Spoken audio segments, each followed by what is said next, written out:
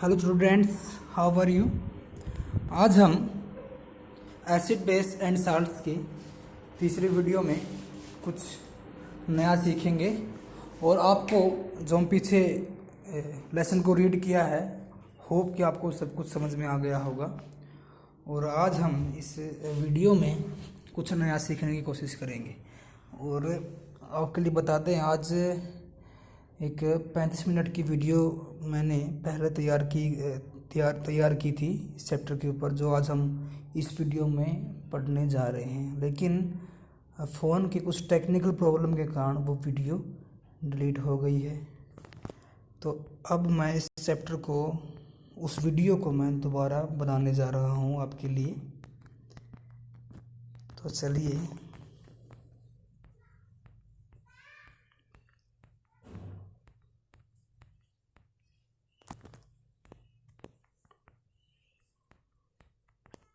हमारे पास आज टॉपिक है what do all acid and all basis have in common. मतलब कि जितनी भी हमारे पास एसिड हैं और जितने भी हमारे पास बेस हैं, सभी एसिड में और सभी बेस में कॉमन क्या है। मान लो कि हमारे पास HCl है, H2SO4 है, या कोई भी इनके अलावा और एसिड है, तो इन सभी में कॉमन क्या चीज़ है। तो चलिए रीड करते हैं इसको। In section 2.1 we have seen that all acids have similar chemical properties। देखिए, हमने देखा था कि जो हमारे पास लिटमस पेपर था, मिथाइल ऑरेंज था और फेनिलएथिलीन था हमारे पास, तो तीनों सब्सटेंसेस में कुछ ना कुछ चेंज आ रहे थे जब हमने उनको एसिड से रिएक्ट किया था। तो सभी एसिड में हमने देखा कि जो लिटमस पेपर है उसका कलर भी सभी में सेम तरीके से चेंज हो रहा था। जो मिथाइल ऑरेंज है और हमारे पास दूसरा जो इंडिकेटर था, उसमें भी सभी एसिड के अकॉर्डिंग सेम ही चेंज आ रहा था। ऐसा हमने सीखा। तो इसमें आगे लिखा है, we saw in activity 2.3 that all acid generate hydrogen gas on reacting with metals, so hydrogen seems to be common to all acids. फिर हमने यहाँ पर एक्टिविटी 2.3 की थी। हमने उसमें देखा कि जो एसिड हैं वो मेटल से रिएक्शन करते हैं और वो हाइड्रोजन गैस देते हैं। तो जितने भी हमारे पास एसिड हैं, जब वो मेटल से रिएक्शन करेंगे तो हाइड्रोजन गैस देते हैं। उसमें हमें H2 मिलता है। और ये कहाँ से मिलता है H2 हमें? क्योंकि एसिड और उस मेटल के बीच में केमिकल चेंज हुआ है।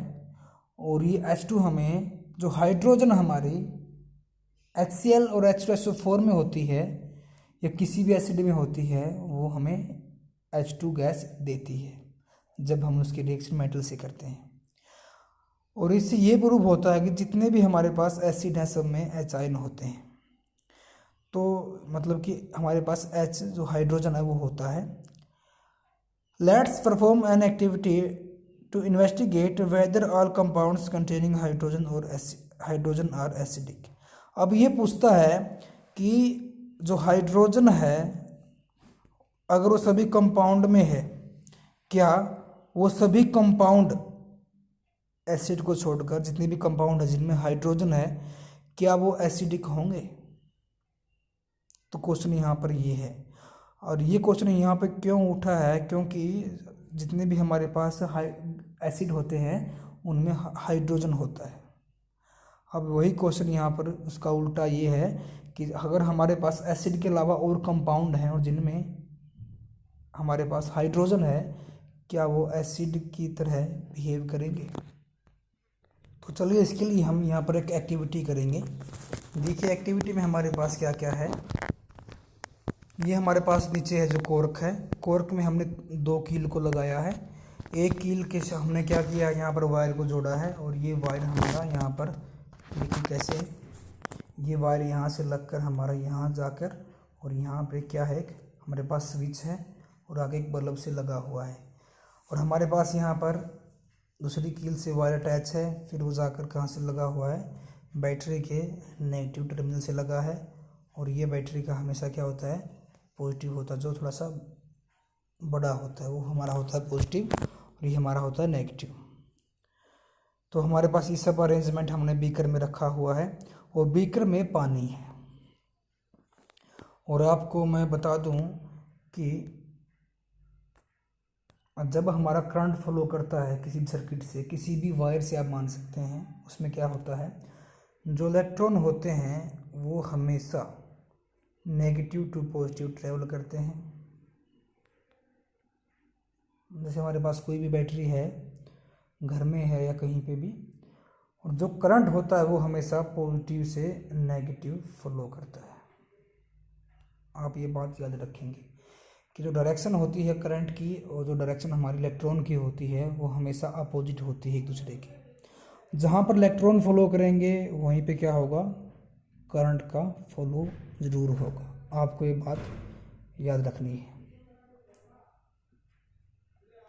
तो चलिए आगे देखिए, यहाँ पर स्टार्टिंग में हमने क्या था, हमारे पास पानी डाला हुआ है, फिर हमने यहाँ पर क्या किया, इस पानी में, हाँ आपको बता दें कि पानी था स्टार्टिंग में, हमने क्या किया, स्विच को ऑन कर दिया। तो यहाँ पर क्वेश्चन ये है कि जो यहाँ पर बल्ब लगा हुआ है क्या वो ग्लो करेगा, तो वो ग्लो नहीं करेगा। फिर हमने यहाँ पर क्या किया, पानी में हमने यहाँ पर HCl को डाल दिया, कुछ बूंदे हमने यहाँ पर HCl एसिड की डाल दी। तो क्वेश्चन यहाँ पर ये है कि क्या जो बल्ब है ये ग्लो कर पाएगा, तो यहाँ पर आंसर हमारा यही होगा, जो बल्ब है वो ग्लो कर जाएगा। वो ग्लो क्यों करेगा, क्योंकि जो HCl एसिड हमने यहाँ पर डाला है, जो HCl हमने डाला है उससे क्या होगा, जैसे ही हम उसको पानी में डाल देंगे उसके हमारे पास क्या बनेंगे, आयन बन जाएंगे। क्या बनेंगे, आयन। और ये आप 9th में पढ़ चुके हैं कि आयन क्या होते हैं। हमारे पास आयन दो प्रकार के होते हैं, एक होता है कैटायन, एक होता है हमारे पास एनायन। तो आप इसको पढ़ चुके हैं। देखिए यहाँ पर बनेंगे आयन। वो आयन क्या करेंगे, इलेक्ट्रॉन को, जो इलेक्ट्रॉन है उसके फ्लो को इजी करेंगे। देखिए यहाँ पर गैप है कीलों के बीच में, और यहाँ जो वायर हैं ये मिले नहीं हुए कहीं से भी, और यहाँ पर कील लगी हुई हैं। तो यहाँ पर हमारे पास क्या होंगे, आयन बनेंगे, आयन बन जाएंगे। उसके कारण क्या होगा, फिर इलेक्ट्रॉन आयन की हेल्प से क्या कर जाएंगे, यहाँ पर फ्लो कर जाएंगे। अगर इलेक्ट्रॉन हमारे फ्लो कर जाएंगे तो हमारा क्या करेगा, फिर करंट भी फ्लो करेगा। अगर हमारा करंट फ्लो कर गया तो फिर हमारा जो बल्ब है वो क्या करेगा, ग्लो करेगा। आपको ये बातें समझ में आ गई होंगी। फिर हमने यहाँ पर क्या किया, इस बीकर में डाला पानी दोबारा से, फिर हमने यहाँ पर H2SO दोबारा से लिया। फिर क्या होगा, पानी के अंदर H2SO4 डाल देंगे तो वहाँ पर क्या बनेंगे, आयन बन जाएंगे H2SO4 के, और वही आयन की हेल्प से क्या होगा, फिर इसमें करंट का फ्लो हो जाएगा और हमारा जो बल्ब है वो ग्लो करेगा। होप कि आपको ये बातें समझ में आ रही हैं। अब यहाँ पर ये पूछता है कि अगर हमारे पास ग्लूकोज और अल्कोहल है, अब एसिड के अलावा हमारे पास ग्लूकोज और अल्कोहल है। आपको पता है कि एसिड में H आयन होते हैं, और जो ग्लूकोज होता है उसमें भी क्या होता है, हमारे पास H आयन होते हैं।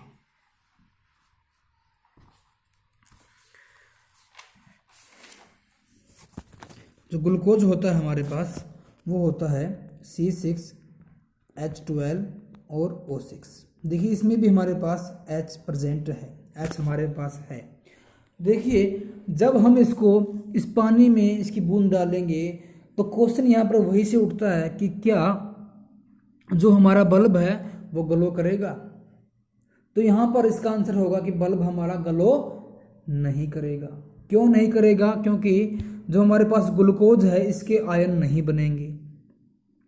आयन नहीं बनेंगे तो हमारे इलेक्ट्रॉन है वो फ्लो नहीं कर पाएंगे।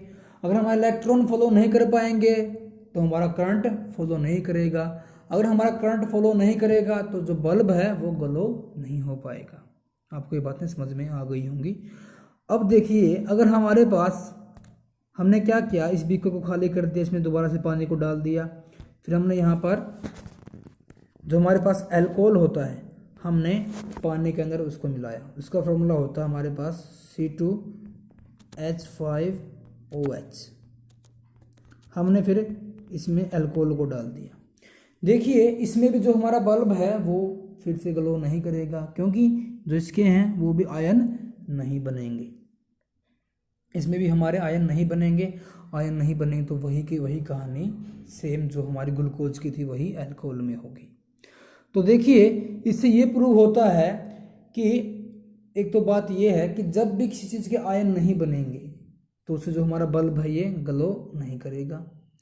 और आयन हमारे इलेक्ट्रिसिटी फ्लो करने में काफ़ी हेल्पफुल होते हैं। जब भी किसी सॉल्यूशन में आयन बनेंगे तो उसमें इलेक्ट्रिसिटी हमारी पास कर जाएगी।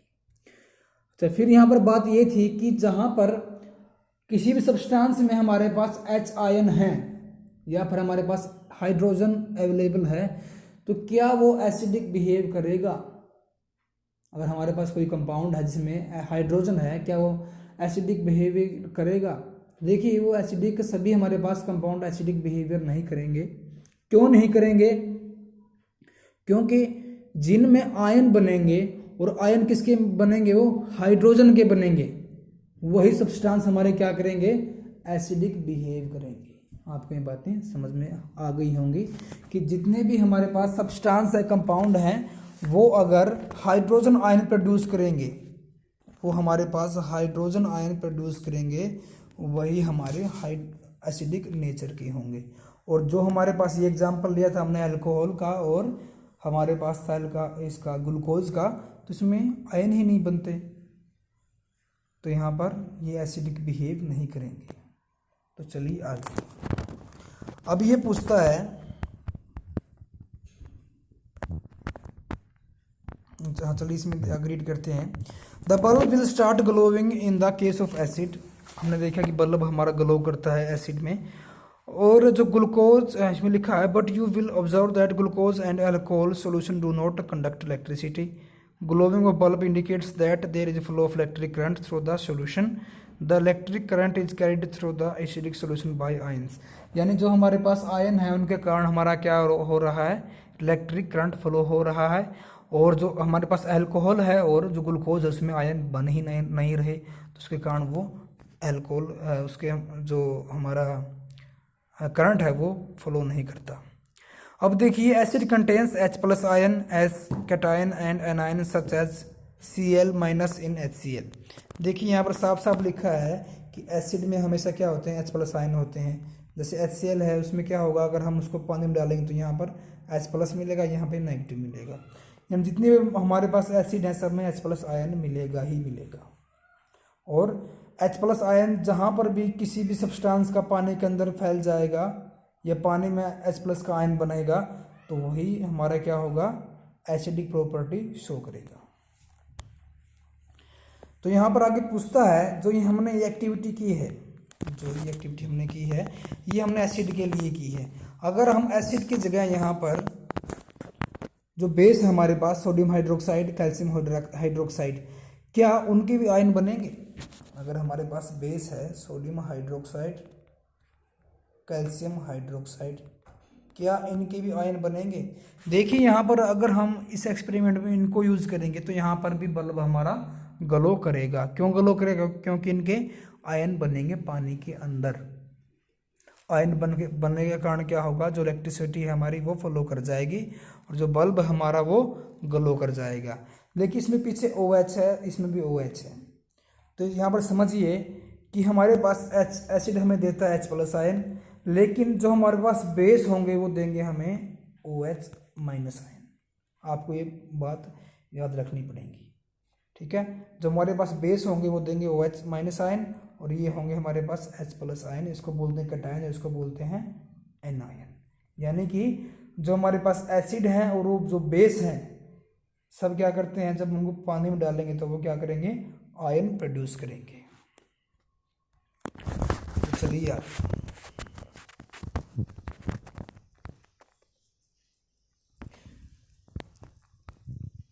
तो आज के लिए बस आगे नहीं रीड करेंगे, आज के लिए बस इतना ही करेंगे।